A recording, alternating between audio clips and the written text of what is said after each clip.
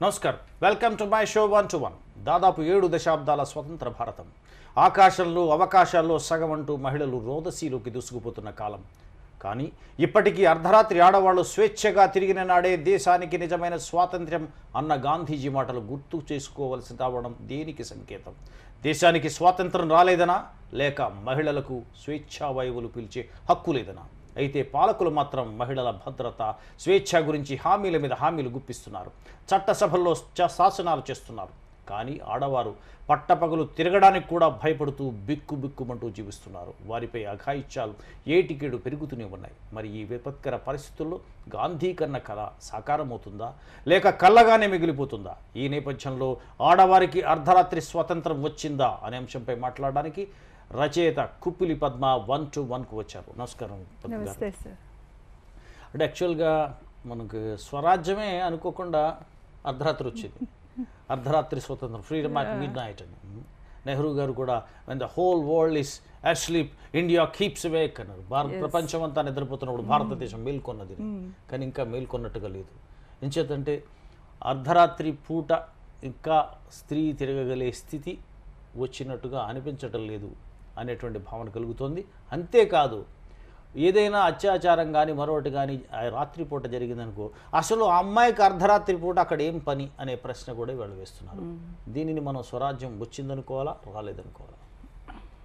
వచ్చింది అంటే వచ్చిందనుకోవాలి, రాలేదంటే రాలేదనుకోవాలి. బట్ వాస్తవం ఏంటంటే అందరికీ తెలిసినట్టే రాత్రి అనేది మొదటి నుంచి కూడా స్త్రీలకి ఒక నిషేధంగా ఉండే ఒక పదము, ఒక స్పేస్. అది ఎప్పుడూ కూడా స్త్రీలకి సంబంధించిన విషయం కాదు. అర్ధరాత్రి, అసలు రాత్రే లేనప్పుడు ఇంక అర్ధరాత్రి అనేది అసలు ఉండదు స్త్రీలకి. అయితే ఇది ఎందుకు లేదు అంటే మొదటి నుంచి కూడా ఆల్ పబ్లిక్ ప్లేసెస్ అన్నీ కూడా మగవాళ్ళతో నిండి ఉండటము, మగవాళ్ళకి సంబంధించిన ఒక సామ్రాజ్యంగానే ఒక రాత్రి చీకటి ఉండటం కానీ, సాయంకాలం నుంచి తెల్లారే వరకు కూడా అది మగవాళ్ళ ప్రపంచం. ఆ ప్రపంచంలోకి స్త్రీలు అసలు రావాల్సిన అవసరం ఉందా, అట్లాగా వాళ్ళు ఎందుకు రావాలి, ఇట్లాంటి క్వశ్చన్స్ ఉండటం వల్ల ఎప్పుడూ కూడా మాకు సంబంధించిన ఆ స్పేస్, ఆ పబ్లిక్ స్పేస్ని, ఆ నైట్ని, ఆ వెన్నెల్ని, ఆ చందమామని ఏది మాది కాదని అనుకున్నారన్నమాట. ఒకప్పుడు కంటే ఇప్పుడు స్త్రీలుగా ఎక్కువ మంది బయటికి వస్తున్నప్పుడు ఒక స్త్రీగా నేను గత చాలా సంవత్సరాలుగా ఇన్ని విషయాలు చూస్తున్నప్పుడు, వాటిని రాస్తూ ఉన్నప్పుడు పబ్లిక్ స్పేస్ అనేది రాను రాను ఎట్లా కుదించుకుపోతుంది, పబ్లిక్ స్పేస్లో ఆడవాళ్ళు కనిపించినప్పుడు స్త్రీలని ఎట్లా చూస్తున్నారు, ఈ విషయాల మీద నేను ఈ మధ్య రాసిన ఒక కథ ఉంది. పబ్లిక్ స్పేస్ అనే అంశం వచ్చినప్పుడు, అంటే పబ్లిక్ అనే అనగానే మన అనడంలోనే పబ్లిక్ అంటే అందరికీ సంబంధించినటువంటి స్పేస్. సో కాబట్టి అవి ఎక్కడైనా కావచ్చు, మనకి అంటే ప్రతి పౌరుడు వెళ్ళగలిగినటువంటి ప్రదేశంలో స్త్రీ వెళ్ళగలగాలి, పురుషుడు వెళ్ళగలగాలి. ఫస్ట్ థింగ్, అక్కడ చాలా చోట్ల ఈ పబ్లిక్ ప్లేసెస్లో స్త్రీకి దుర్భేచ్ఛంగా ఉంది, వెళ్ళడానికి లేదు. రెండు, ఈ ప్లేస్ని ఇంకొక మన స్థలాన్ని కాలం అనేటువంటి డైమెన్షన్లో తీసుకున్నప్పుడు ఒక 24 గంటల్లో పురుషుడికి 24 గంటలు ఇచ్చి వ్యవస్థ స్త్రీకి 12 గంటలు మాత్రమే ఇచ్చింది. అంటే 365 రోజులు సగం రోజులు స్త్రీవి కావు అనేటువంటి. అంచేత పగలు మాత్రమే ఆమె సంచరించగలదు. కాబట్టి ఆమెకు స్పేసు, టైము రెండు కూడా దాదాపు ఎక్కువ భాగం డినై చేయబడ్డాయి. సో కాబట్టి ఇది మీరు అనేటువంటి ఆర్గ్యుమెంట్ ఎట్లా ఉండదు. 1947 ఆగస్టు 15 దగ్గర నుంచి ఇప్పటి వరకు చూసుకున్నప్పుడు, స్వరాజ్యం వచ్చిన తర్వాత స్త్రీలు అన్ని రంగాల్లో ఎదుగుతున్నప్పుడు, ప్రతి రంగంలో వెళుతున్నప్పుడు వాళ్ళకు ఉండేటువంటి పబ్లిక్ స్పేస్ మెల్లమెల్లగా పెరగాలి. అట్లాగే రాత్రికి సంబంధించినటువంటి చోట వాళ్ళు కూడా పెరగాల్సిన అవసరం ఉంది. ఈ పెరగడం పోయి కుంచుకుపోతుంది అనేటువంటి భావన అని చెప్పారు. మరి ఇవాళ నిజం చెప్పినట్టు ఐటీ రంగం వచ్చిన తర్వాత రాత్రిపూట పూర్వం అమ్మాయి 7 గంటలకు 8 గంటలకు రాకపోతే ఇంకా పిల్ల రాలేదు ఎక్కడుంది ఏమిటని ఆరాధించేవారు. కానీ ఇప్పుడు రాత్రి 7 గంటలకే వెళుతుంది, తెల్లవారుజాన 3 గంటలకో 4 గంటలకో వస్తుంది, రాత్రి ఉద్యోగం చేస్తుంది. ఈ పబ్లిక్ స్పేస్లోకి స్త్రీ వెళ్ళినట్టు కాదా? పబ్లిక్ స్పేస్లోకి స్త్రీ వెళ్ళటం అనేది అది వ్యవస్థ కల్పించిన ఒక వెసులుబాటు. ఎట్లా అంటే ఒక అభివృద్ధి నమూనా తెచ్చినప్పుడు చాలామంది ఉద్యోగాలు చేయాల్సిన పరిస్థితి వచ్చినప్పుడు వ్యవస్థ రాత్రిపూట కూడా స్త్రీలు ఉద్యోగం చెయ్యొచ్చు అన్నది ఒప్పుకునేక స్త్రీలు బయటికి రావటం మొదలుపెట్టినప్పుడు ఒక ఐటీ రంగంలో వచ్చినప్పుడు ఒక ప్రొటెక్టెడ్గా స్త్రీని వాళ్ళ ఇంటి నుంచి పట్టుకెళ్ళి మళ్ళీ తీసుకొచ్చి వాళ్ళ ఇంటి దగ్గర వదలటం అనేది మొదలుపెట్టారు. అది ప్రారంభమైన దశలో ఉండేది. ఇప్పుడు మనం రోడ్డు మీద చూస్తే రాత్రిపూట ఎట్లాంటి స్త్రీలు ఎట్లాంటి పనులు చేస్తున్నారు, తుడిచే వాళ్ళు ఉంటున్నారు. తర్వాత మాల్స్ కల్చర్ ఎక్కువ పెరిగాక, తర్వాత మల్టీప్లెక్స్లు ఎక్కువ పెరిగాక చాలామంది స్త్రీలు రకరకాల పనులు చేస్తూ రాత్రి 11 గంటల తర్వాత ఇంటికి వెళ్తున్న స్త్రీలు ఉన్నారు. హాస్పిటల్స్లో పనిచేసే స్త్రీలు ఉన్నారు. రకరకాల హాస్పిటాలిటీ ఇండస్ట్రీల్లో పనిచేసే స్త్రీలు ఉన్నారు. స్త్రీలుగా మనం పూర్తిగా చెప్పుకున్న స్త్రీలందరూ కూడా ఒకే రకంగా లేరు. రకరకాల స్త్రీలు ఉన్నారు, రకరకాల వర్క్ ఉంది. వర్క్ ప్లేస్లో కూడా చాలా డిఫరెన్స్ ఉంటుంది. ఒక ఐటీ రంగంలో చేసే అమ్మాయికి రాత్రి వచ్చే భద్రతకి, ఒక రోడ్డు మీద తుడిచే అమ్మాయికి, తర్వాత మన మాల్స్లో పనిచేసి ఇంటికి వెళ్ళాలని అనుకున్న అమ్మాయికి ఉన్న ఫెసిలిటీస్ ఈక్వల్ కాదు. మనకి ఒకప్పుడు లేబర్ లాస్ చాలా స్ట్రాంగ్గా ఉన్నప్పుడు మీరు ఇక్కడ ఒక అంశం మాట్లాడుతున్నారు. అంటే పబ్లిక్ స్పేస్ వచ్చినట్టు అనిపిస్తుంది కానీ ప్రతి చోట మళ్ళీ మనం భద్రత గురించి మాట్లాడుతున్నాం. అంటే రాత్రిపూట బయటికి వెళుతున్నారనేది ఏ మేరకు భద్రత మధ్య వెళుతున్నారు అనగానే మీ కామెంట్లోనే ఒక అర్థం ఉంది. అంటే భద్రత లేకుండా ఇప్పటికీ కూడా వాళ్ళు స్త్రీలు పబ్లిక్ స్పేసెస్లో రాత్రిపూట సంచరించలేరు. ఐటీ రంగం నుంచి వాళ్ళు వెళ్తున్నారంటే ఇక్కడ ఎక్కుతారు, మళ్ళీ క్యాబ్ ఉంటుంది, క్యాబ్ నుంచి అక్కడ దించుతారు, మళ్ళీ వచ్చిన తర్వాత సో ఒక సెక్యూరిటీ వాళ్ళతో పాటు నడుస్తూ ఉంది. సో కాబట్టి ఈ భద్రత ఎక్కడైతే తక్కువగా ఉందో అక్కడ డెఫినెట్గా మళ్ళీ ఆమె మీద దాడులు కానీ ఆమెకు సంబంధించినటువంటి అంశాలు భద్రత చాలా రెస్క్యూలో ఉంది. అంటే ఒకప్పుడు కంటే కూడా స్త్రీ మీద జరిగే అంటే మనం భద్రత కంప్లీట్ గా తీసేసి ఆమె హాయిగా సంచరించగలిగే స్థితి వ్యవస్థలో లేదు అనేది మనం ఒప్పుకుంటున్నాం. డెఫినెట్ గా లేదు సార్, టెనికస్ట్ అది లేదు. ఎందుకు లేదు అంటే మనకి జరిగే ఇన్సిడెంట్స్ ఉద్యోగంతో సంబంధం లేకుండా డెఫినెట్ గా ఒక అమ్మాయి రాత్రిపూట సరదాగా కుర్రాడు బైక్ వేసుకున్నట్టు వెళ్తున్నట్టు, ఇద్దరు ఆడపిల్లలు మనం కూడా బైక్ వేసుకుని వెళ్ళి ఒకసారి మన ఓఆర్ఆర్ రోడ్లోనో లేకపోతే ఇక్కడ మన ఈ నెక్లెస్ రోడ్లోనో వై అని వెళ్ళి వద్దామని అనుకునేటువంటి భావన 12 గంటలకు 1 గంట కలిగింది అనుకోండి, వాళ్ళ ఫేట్ ఎలా ఉంటుంది? వాళ్ళకి కలుగుతాయి కానీ వెళితే చాలా రిస్క్ ఉంటుంది, ఆ విషయం తెలుస్తుంది. మీరు అలాంటి టాపిక్ మీద కథ రాసినట్టున్నారు. అవును. ఓకే, అది కథ పేరు? ఆ కథ క్యూట్ గర్ల్ అండి. రాత్రిపూట వెళ్ళాలనుకుని రాత్రిపూట ఆవిడ వెళ్ళాలనుకుని బయటికి వెళ్తుంది ఒక చిన్న అమ్మాయి బైక్ మీద.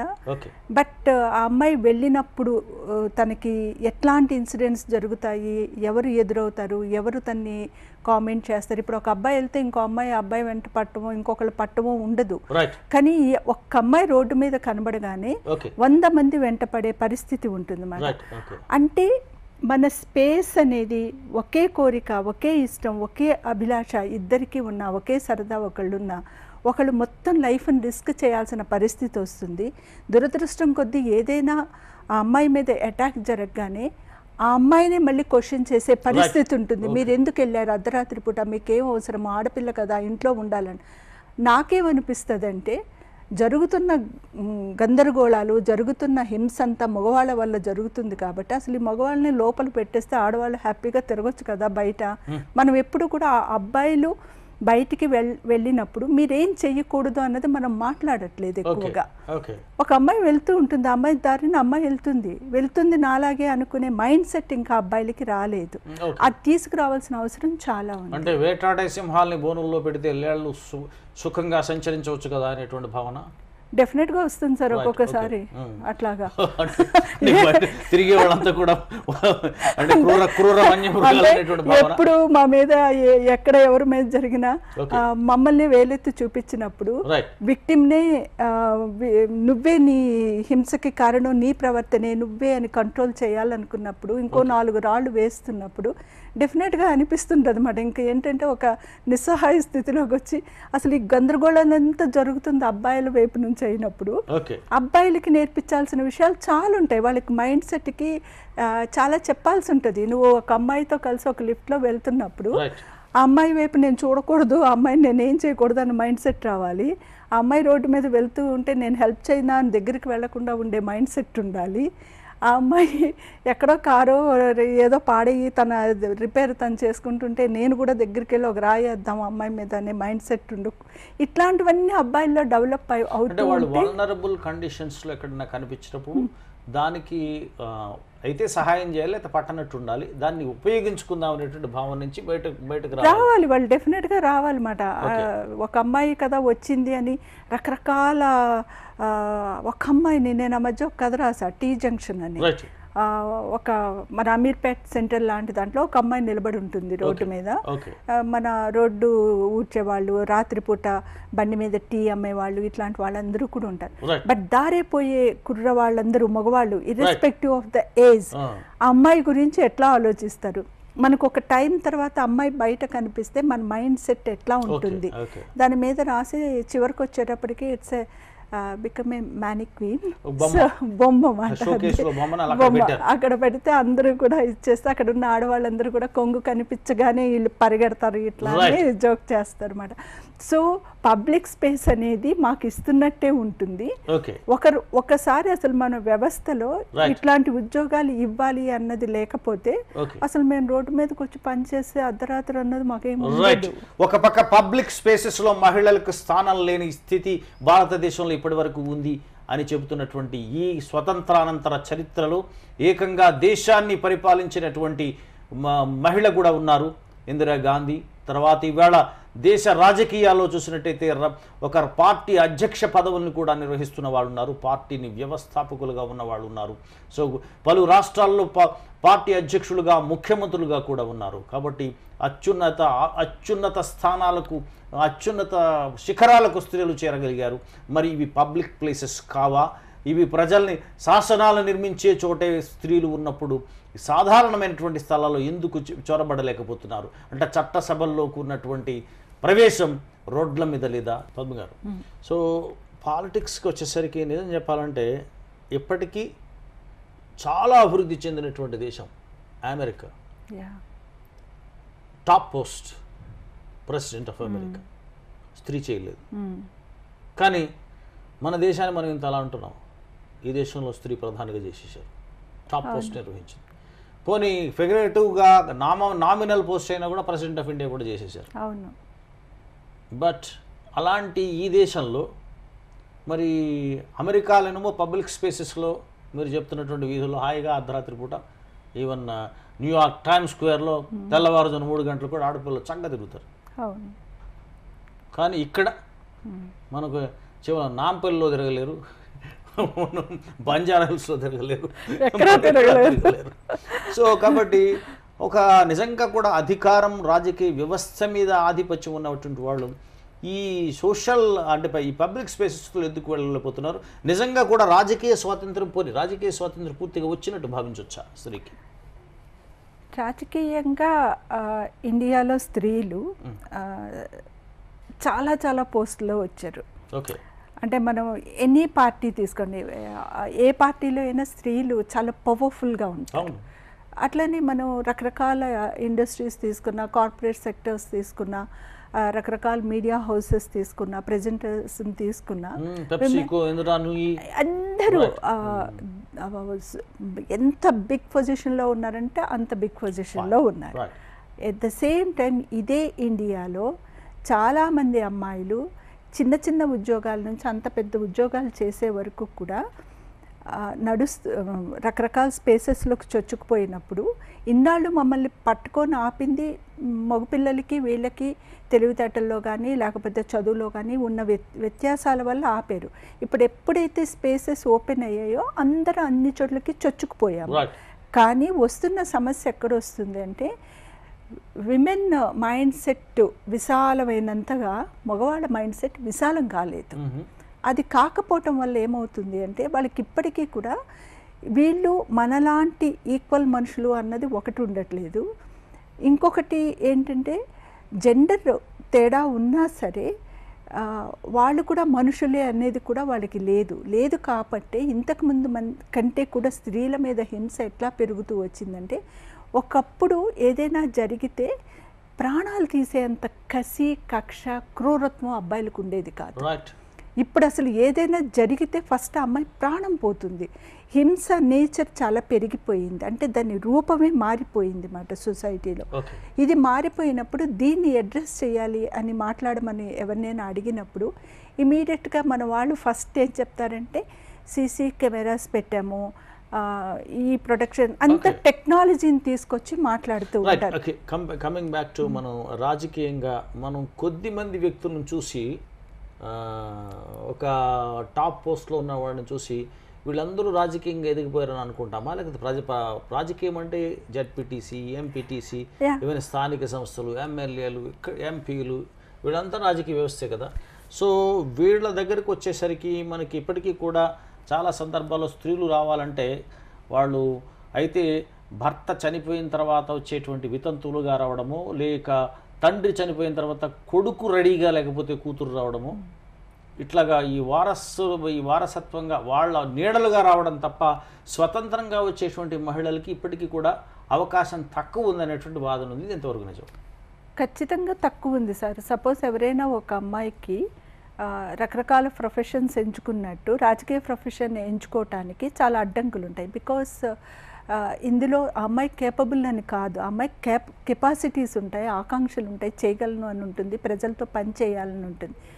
బట్ టెక్నాలజీ చేస్తాను, లేకపోతే మెడిసిన్ చేస్తాను, లేదా ఇంజనీర్ అవుతాను, ఈవెన్ పైలట్ అవుతాను అనుకున్నట్టుగా నేను పాలిటిషియన్ అవుతాను అనుకున్నా అక్కడ ఎంట్రన్స్ టెస్ట్ లేదు కదా సార్ మాకు. ఓకే రైట్, అవకాశం లేదంటారు. అంటే ఎంట్రన్స్ టెస్ట్ అంటే అందరికంటే ముందే ఉండుండొచ్చు.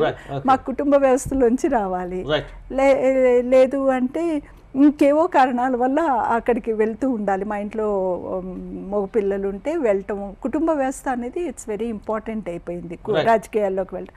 తర్వాత చాలా డబ్బులు ఉండాలి అందులోకి వెళ్ళి నిలబడాలి. కూడా ఎవరన్నా వారసత్వం వచ్చేటప్పుడు ఒక కొడుకు కూతురు ఉన్నా కూడా అది ఏ రాష్ట్రాల్లో కావచ్చు, దేశంలో కావచ్చు, ఒకవేళ అంటే నిజానికి చాలా బాధాకర సిచ్యువేషన్స్లో విమెన్ ఆ పొజిషన్లోకి వెళ్ళే పరిస్థితి ఉంటుంది.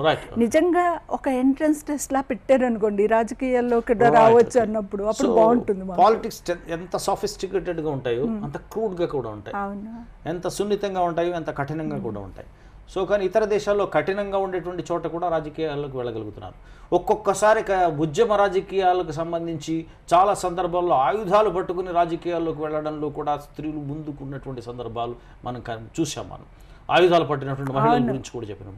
అంత చొరవ చూపగలిగినటువంటి స్త్రీలు ఇక్కడికి వచ్చేటప్పటికి పవర్ పాలిటిక్స్లోకి వచ్చేటప్పటికి ఇక్కడ వచ్చేటువంటి అందులో ఒక రియల్ ఎస్టేట్ నుంచి రావచ్చు, లేకపోతే ఇంకో లిక్కర్ బ్యారన్ ఒకడు మామూలుగా పాలిటిషియన్ కావచ్చు. ఇలా వచ్చినటువంటి సందర్భాల్లో పాచికలు వేయడం కానీ, ప్రతివ్యూహ రచనలు చేయడం కానీ, రాత్రిపూట 7-8 దాటిన తర్వాత వాళ్ళ సిట్టింగుల పేరు మీద over drinks or something else లాంటివి అనేక నిర్ణయాలు అక్కడే జరుగుతూ ఉంటాయి అనేటువంటి ఒక బాధ ఉంది.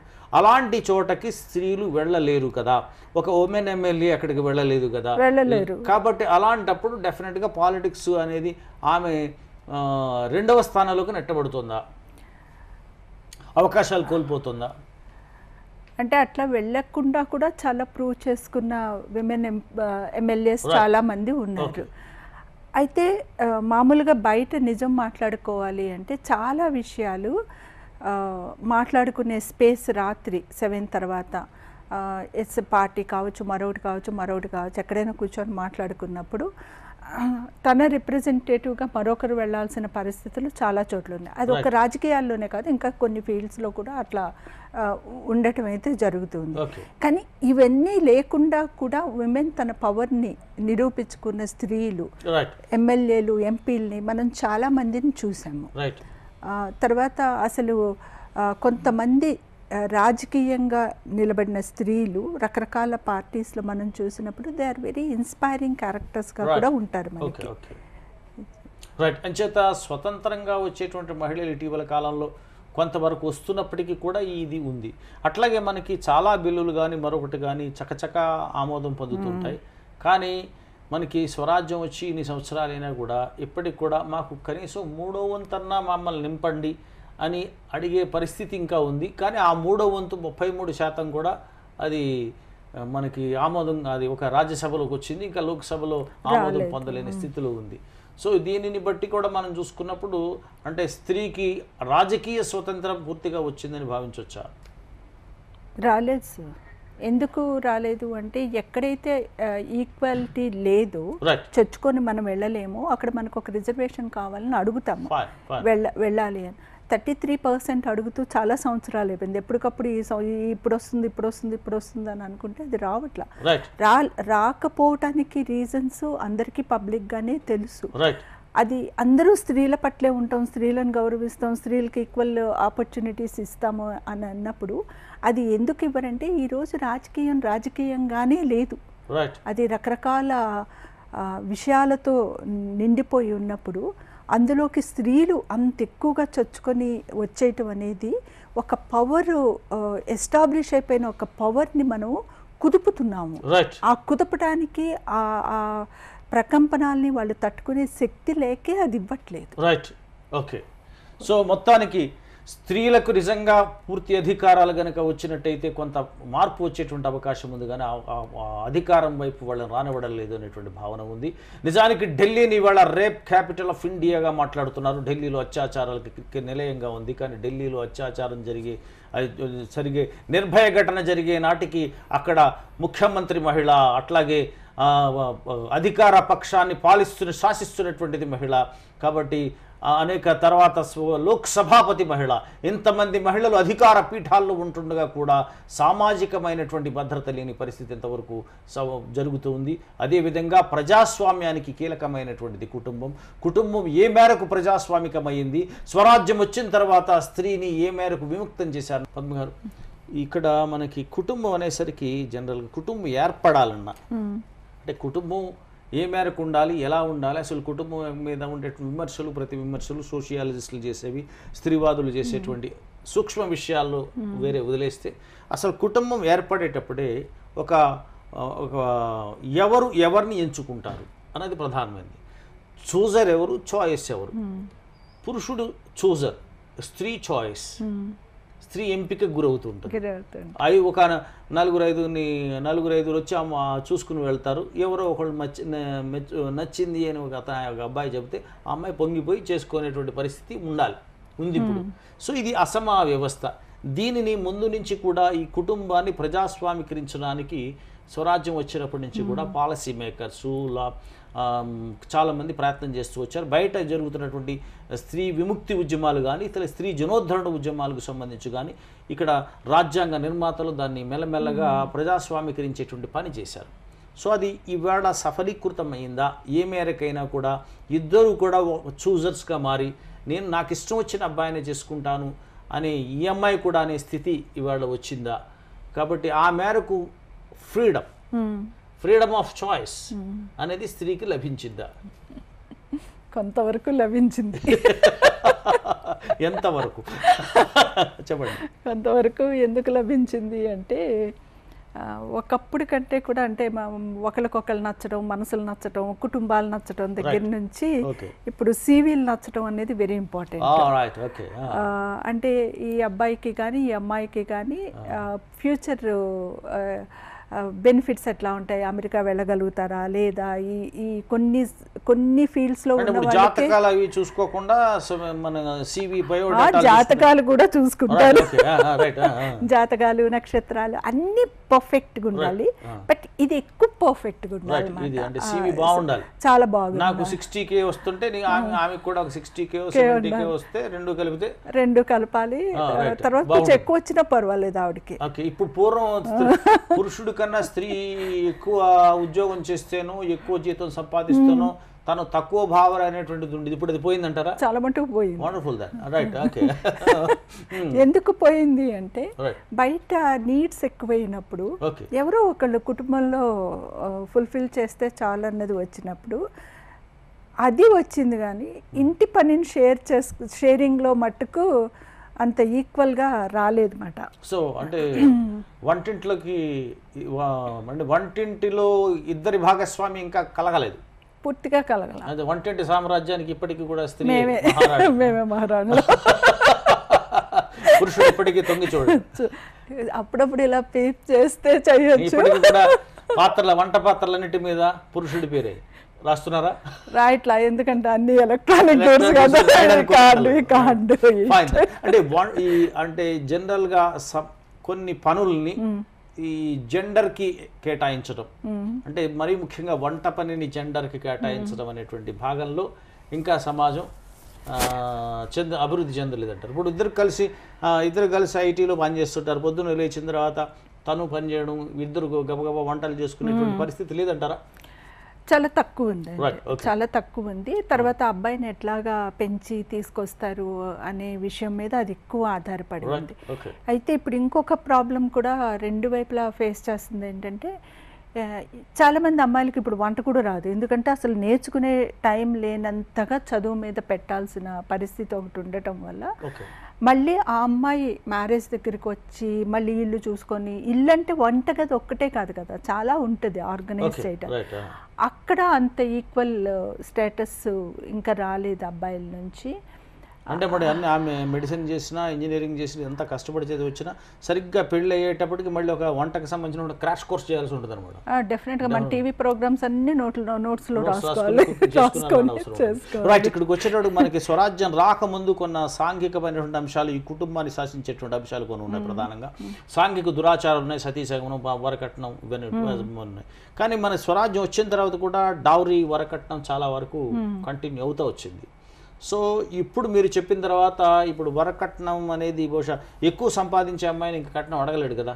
ఎందుకు అడగలేరు? వేరే పద్ధతిలో అడుగుతారు. ఏ పద్ధతిలో అడుగుతుంటారు? ఎవరు కట్నం ఇమ్మని అడగరు. పెళ్ళి ఎక్కడ చేస్తారు, ఎక్కడ బట్టలు కొంటారు, ఎక్కడ నగలు కొంటారు, ఎంతమందిని పిలుస్తారు, ఎంత మెనూ పెడతారు, ఫ్లాట్ ఉంటుందా, అమ్మాయికి ఎంత ఆస్తి, బికాస్ ఈక్వల్ రైట్ ఆస్తిలో ఉన్నప్పుడు వీళ్ళకి ఎంత ఆస్తి ఉంటుంది, ఎంత ఆస్తి వస్తుంది.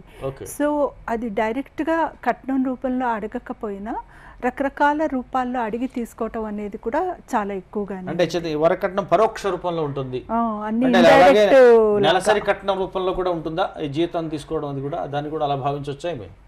ఎందుకంటే ఇప్పుడు చాలా మంది ఉద్యోగం చేసి అమౌంట్ సంపాదించిన, డబ్బులు శాలరీ వచ్చినా ఆ ప్రేమ పేరుతోటో లేకపోతే నువ్వు నేను ఒకటే కదా, మందే కదా జీవితం అని చెప్పి ఆ మొత్తం డబ్బుల మీద కూడా కంట్రోల్ పెట్టుకునే అబ్బాయిలు కూడా చాలా ఎక్కువ మంది ఉన్నారు. ఇప్పటికి మన కుటుంబ వ్యవస్థలో పెళ్లి చాలా శుభసూచకంగాను, విడాకులు అనేది చాలా భారమైనటువంటి అంశంగాను భావిస్తారు.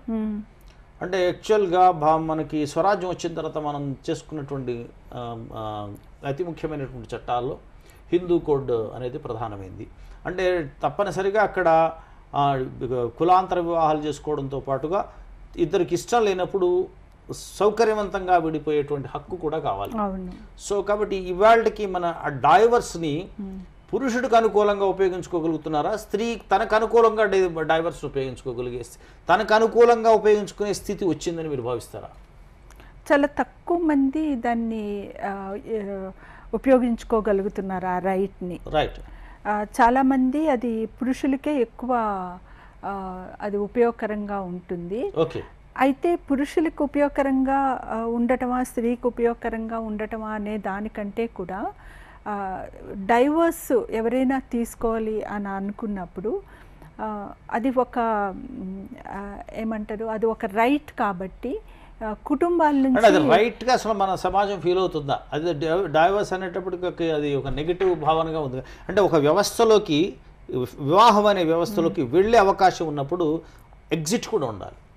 ఎగ్జిట్ లేదనుకో దొరికినవాడు మహానుభావుడైతే వాడితో జీవితాంతం కలిసి ఉండడానికి ఏమాత్రం అభ్యంతరం లేదు. కానీ దొరికినవాడు 3వ రోజే వాడు ఏదే సాడిస్టోనో, సూదులతో పొడిచేవాడనో, సిగరెట్లతో బట్టలు కాల్చేవాడనో, ఇలాంటి గొప్ప అలవాట్లు ఉన్నవాడని తెలిసిపోయింది అనుకోండి. తెలిసిపోయింది దాని నుంచి బయటకు రావాలనుకో, అప్పుడు డైవర్స్ అనేది అవసరం అవుతుంది కదా.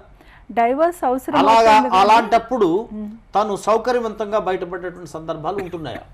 చాలా తక్కువ ఉంటాయి. Right, okay. ఎందుకు చాలా తక్కువ ఉంటాయంటే, ఎంత చదువుకున్నా, ఎంత ఆర్థికంగా నిలబడి ఉన్నా సరే, పెళ్ళి లేకుండా ఒక పెళ్ళి నుంచి బయటకు వచ్చాక మళ్ళీ మనం బ్రతకగలమా? దీంట్లో పిల్లలుంటే ఇంకాస్త చాలా ఇరుకుగా ఉంటుంది ఆ హోల్ ప్రొసీజర్. బట్ చాలా స్ట్రగుల్ అవుతారు ఇంట్లో వాళ్ళది. పాశ్చాత్య దేశాలలో సంబంధించి మనకి సింగిల్ ఉమెన్ అనేది ఎప్పుడో స్థిరపడినటువంటి అంశం. అట్లాగే ఇద్దరు వివాహంతో సంబంధం లేకుండా కూడా లివ్ ఇన్ రిలేషన్షిప్ అనేటువంటిది పాశ్చాత్య దేశాల్లో వచ్చింది, అక్కడ గౌరవించబడుతుంది. కానీ మన దేశంలో లివ్ ఇన్ రిలేషన్షిప్కి, సింగిల్ ఉమెన్ కాన్సెప్ట్కి ఆ గౌరవం ఇప్పటికీ లభించిందా? అసలు లివ్ ఇన్ రిలేషన్షిప్ని చాలామంది అర్థం చేసుకోవడంలోనే తప్పు ఉంది, ముఖ్యంగా మీడియా ఏం చేస్తుంది, లివ్ ఇన్ రిలేషన్షిప్లో ఇద్దరు అన్మ్యారీడ్ అయి ఉండాలి. సపోజ్ ఆ అబ్బాయికి పెళ్ళయి వైఫ్ ఉండి ఇంకొక అమ్మాయితో కలిసి ఉంటున్నప్పుడు దాన్ని లివ్ ఇన్ రిలేషన్గా ప్రజెంట్ చేస్తున్నారు. ఎక్స్ట్రా మ్యారిటల్ రిలేషన్ కూడా ఇతను లివ్ ఇన్ రిలేషన్లో ఉన్నారని చెప్తున్నారు.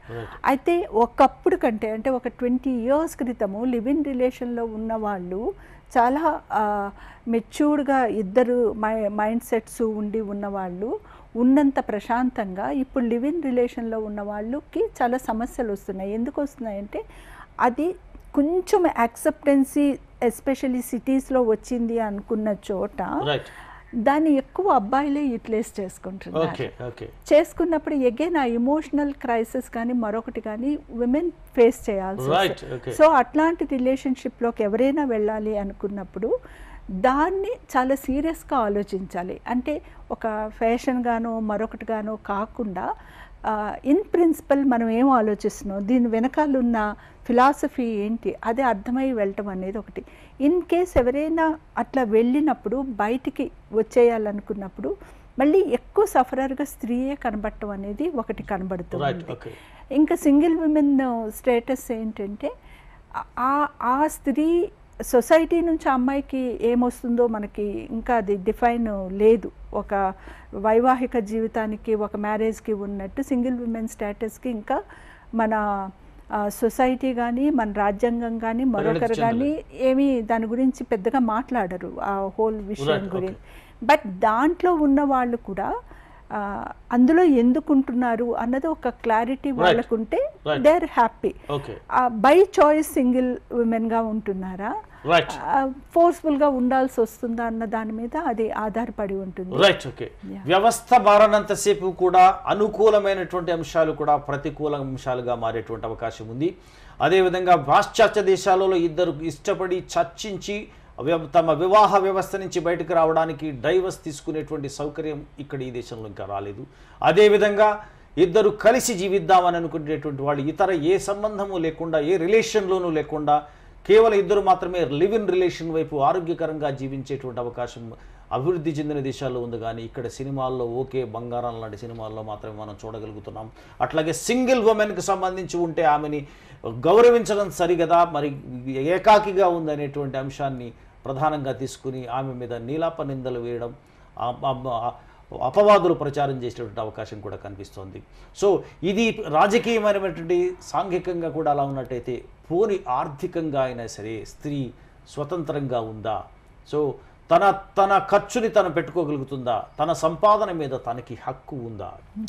పద్మ గారు, సో యూజువల్గా స్త్రీకి వచ్చేటప్పటికి ఆర్థిక పరమైన, ఇవాళ మీరు చెప్పారు డెఫినెట్గా అక్కడ సీవీస్ చూసుకుంటున్నారు అని. సీవీస్ చూసుకోవడం అంటే ముందు నుంచే వాడు అసలు మామూలుగా లవ్ కాకుండా అరేంజ్డ్ లవ్ ప్రధానంగా ఉంటుంది. అరేంజ్డ్ లవ్ అంటే మొత్తం మెడిసిన్లో చేరగానే తనకు కొంచెం మంచి బ్రైట్ అమ్మాయి ఎలా ఉంది, బ్రైట్ అంటే అందంగా ఉండడం కాదు, మంచి మార్క్స్ మంచి ర్యాంక్ ఉన్నట్టయితే ఈమెకు డెఫినెట్గా మంచి భవిష్యత్తు ఉంటుంది అనేటువంటి అంశం, అలాగే క్యాంపస్ ప్లేస్మెంట్ ఎవరికి వస్తుంది అనేటువంటి ముందుగానే అర్థమైపోతుంది కాబట్టి సో వారితో చక్కగా ప్రపోజ్ చేసుకుని మామూలుగా కట్నాలతో సంబంధం లేకుండా కేవలం జీతం మాత్రం వచ్చే విధానమైన సౌకర్యాలు ఏర్పాటు చేసుకుని పెళ్లి చేసుకునే అవకాశం ఉంది.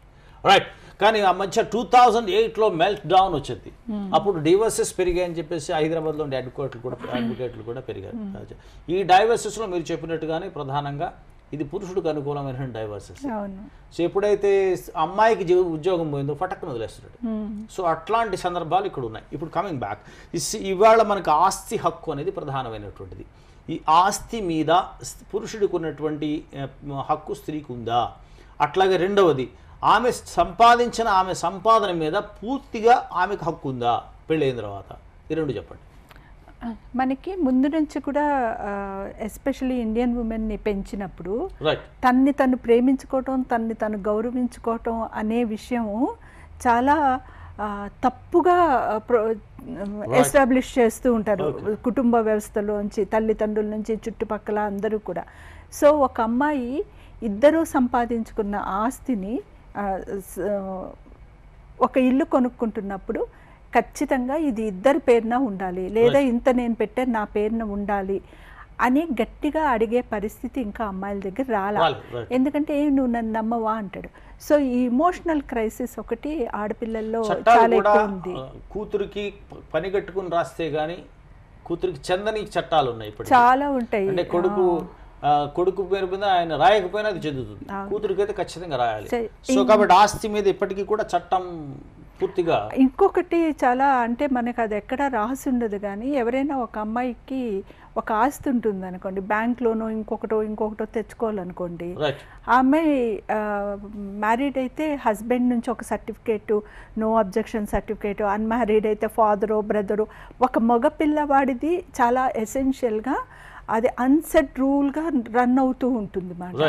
సో ఇంకా సొసైటీ దాన్ని పూర్తిగా స్త్రీకి ఒక హక్కు ఉంటుంది, ఆస్తి హక్కు ఉంటుంది, ఆవిడ కూడా కేపబుల్ అనే మైండ్ సెట్ లేదు. అది ఎస్టాబ్లిష్మెంట్లోనే అది చాలా తక్కువ ఉంది హోల్ ఇష్యూలో. రైట్. అయితే అంటే యాక్చువల్గా మనకి ఇంటి పేర్లు వచ్చేవి కూడా ప్రధానంగా మగపిల్లలు, అబ్బాయి నుంచే తండ్రి నుంచే వస్తుంటుంది కదా. స్త్రీకి తండ్రి ఇంటి పేరు ఉంటుంది, తర్వాత పెళ్ళైన తర్వాత భర్త ఇంటి పేరు మారిపోతుంది. చివరికంటే పురుషుడికి అయితే ఇంటి పేరు మారదు, అలా ఉంటుంది. కానీ మన సినిమాలు కూడా చక్కటి ఈ ఆస్తిని ఇట్లా ఉండడం కానీ నీ ఇంటి పేరు మారుస్తా సువర్ణ అన్నటి పాటలు వస్తుంటాయి మనకి. అంటే ఇంకా సినిమాల గురించి మనం ఎంత తక్కువ మాట్లాడుకుంటే అంత మంచిది. అంటే ఎంత ఎక్కువ చూస్తున్నారు అనేది కూడా ప్రధానమైనది. చాలా ఎక్కువ చూసారంటే ఇప్పుడు మనం చాలా సంవత్సరాలుగా స్త్రీలని మన రైటింగ్లో వస్తే అనకూడదు, అది అనకూడదు, ఇది అనకూడదు అని ఇన్ని రకాలుగా మనం చెప్పుకుంటూ వస్తే హీరోని హీరోయిన్ వసే అని పిలిస్తే అది ప్రేమను మనం నమ్మాలి. నువ్వు పెళ్లి చేసుకోకపోతే నీ పేక మీద కత్తి పెడతాను, నువ్వు ప్రేమించు అంటే అది ప్రేమని నమ్మాలి. ఇవంతా కూడా అంటే నాకు చాలాసార్లు ఏమనిపిస్తుందంటే సార్, మొత్తం మన సొసైటీ ఇట్లా ఉంటే ఒక సినిమా, ఇంకొక హెల్త్, ఇంకొకటి తీసుకుంటే ఇవన్నీ కూడా చాలా ఆడవాళ్ళ పట్ల వ్యతిరేకంగా ఉంటాయి. ఇంకో పక్క మనం ఏం చెప్తాము, స్త్రీని గౌరవించాలి, స్త్రీని పూజించాలి, ప్రేమించాలి, స్త్రీకి నిర్భయ చట్టం చేసాము, ఆ చట్టం చేసాం. ఇవి ఇంత పవర్ఫుల్గా ఉన్నప్పుడు, ఇవి అంత పవర్ఫుల్గా లేనప్పుడు ఏవి ఎంతమంది ఏం చేసినా సరే పూర్తిగా స్టేట్కి ఎవరైతే గవర్నమెంట్లో ఉంటారో వాళ్ళకి అథారిటీ ఎవరికి ఉంటుందో వాళ్ళకి, పేరెంట్స్కి, అందరి మైండ్ సెట్లో పిల్లల్ని పెంచడం పట్ల, సొసైటీ పట్ల పూర్తి అవగాహన, పూర్తి 360 degrees దానికి ఇవ్వకుండా ఇక్కడ కొంచెం చేసాము అన్నది లేనప్పుడు, ఒక పక్క చాలామంది స్త్రీలు చాలా స్వేచ్ఛగా ఉన్నట్టు వాళ్ళని వాళ్ళు రెస్పెక్ట్ ఇచ్చుకుంటూ వాళ్ళ ఇష్టంగా ఆకాంక్షల మేరకు జీవిస్తుండడం ఎంత నిజమో, వీటన్నిటికీ కోసం బయటకు వచ్చి రకరకాల కారణాల వల్ల చంపబడుతున్న వాళ్ళు, ఆత్మహత్యలు చేసుకుంటున్న స్త్రీలు కూడా చాలా ఎక్కువగా ఉన్నారు.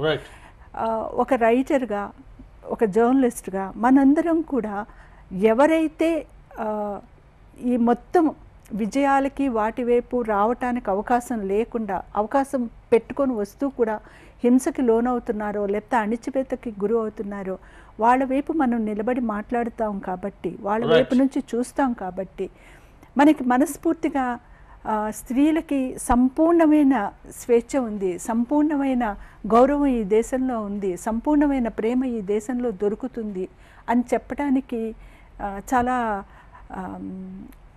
చాలా బాధగా ఉంటుంది. చెప్పలేము, అంత నిజాయితీగా లేకుండా మాట్లాడలేము. ఎక్స్‌ప్లాయిటేషన్కి వచ్చేటప్పటికి, ఆర్థిక పరమైనటువంటి దోపిడీకి వచ్చేటప్పటికి మనకి పేమెంట్ విషయంలోనూ, వేతనాల విషయంలోనూ, తర్వాత జీతాల విషయంలోనూ యూజువల్గా చాలా రంగాలలో పురుషుల కన్నా స్త్రీలకు తక్కువ ఇచ్చేటువంటి పద్ధతి కూడా ఉంది. కొన్ని చోట్ల స్త్రీలకు ఎక్కువ ఇచ్చే సందర్భాలు, కొన్ని గ్లామర్ అనేటువంటి అంశాలు వచ్చినప్పుడు కానీ, మరొక అంశాలు వచ్చినప్పుడు కానీ ఇస్తారు. కానీ శ్రమ వచ్చేటప్పటికి మాత్రం అట్లా వస్తుంటుంది.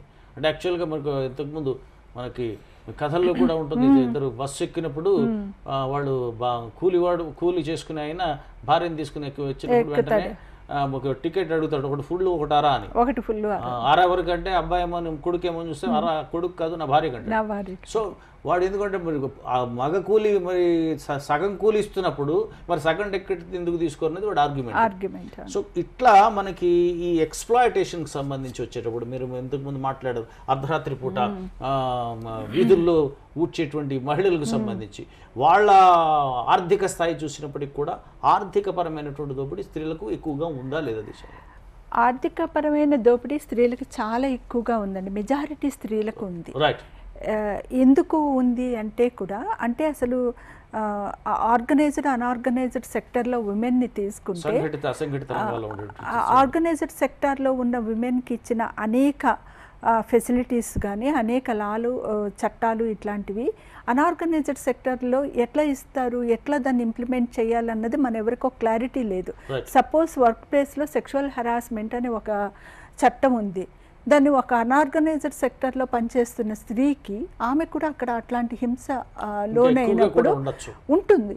ఉన్నప్పుడు అది ఇది పట్టుకొచ్చి అక్కడ ఎట్లా ఇంప్లిమెంట్ చేస్తాము? అసలు అమ్మాయి అడగగానే ముందు అమ్మాయిని పనిలోంచి తీసేస్తారు, లేకపోతే కొడతారు, చంపేస్తారు, ఏదో ఒకటి చేస్తారు.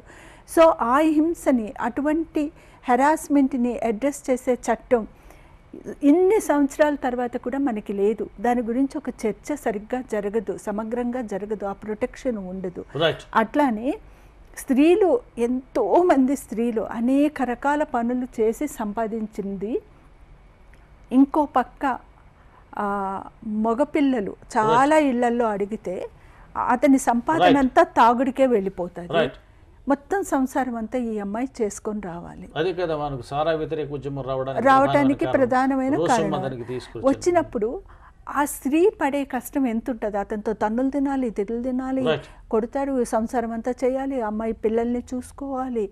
సో చాలామంది స్త్రీలు, మెజారిటీ స్త్రీలు భారతదేశంలో ఇన్ని రకాలమైన హింసలకి, కష్టాలకి గురి అవుతున్నప్పుడు ఇన్ని సంవత్సరాల తర్వాత కూడా స్త్రీలందరికీ సంబంధించిన రకరకాల విషయాల పట్ల ఒక సమగ్రమైన చర్చ ఉండాలి, ఇంప్లిమెంటేషన్ ఉండాలి. ఇప్పుడు మీరు ఒకప్పుడు ఐటీ రంగంలో స్త్రీలు వెళ్ళి పనిచేస్తున్నప్పుడు మెల్లమెల్లగా ఇప్పుడు ఏం జరుగుతుంది, ఇంటికి తీసుకొచ్చి పెట్టే క్యాబ్ సిస్టమ్ పెట్టుకుంటే ఎక్కువ ఎక్స్పెండిచర్ అయిపోతుంది కాబట్టి మెల్లగా అది కూడా తీసేస్తున్నారు. ఎందుకంటే అసలు అందులోకి వస్తాం, పనిచేస్తాం అనే వాళ్ళ సంఖ్య పెరుగుతూ ఉన్నప్పుడు మనకి సరైన లేబర్ లాస్లో కానీ మరొక విషయంలో కానీ ఒక స్ట్రాంగ్ సిస్టమ్ లేకుండా పోతూ ఉంది రోజు రోజుకి.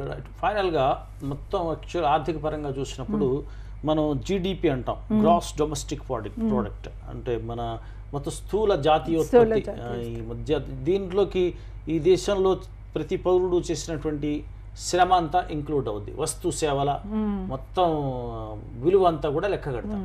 ఈ వస్తు సేవల విలువ లెక్క కట్టేటప్పుడు స్త్రీ అందించే సేవలు విలువ ప్రధానంగా వంట చేయడం దగ్గర నుంచి మసిగుడ్డ కథలా ఉంటుంది సార్.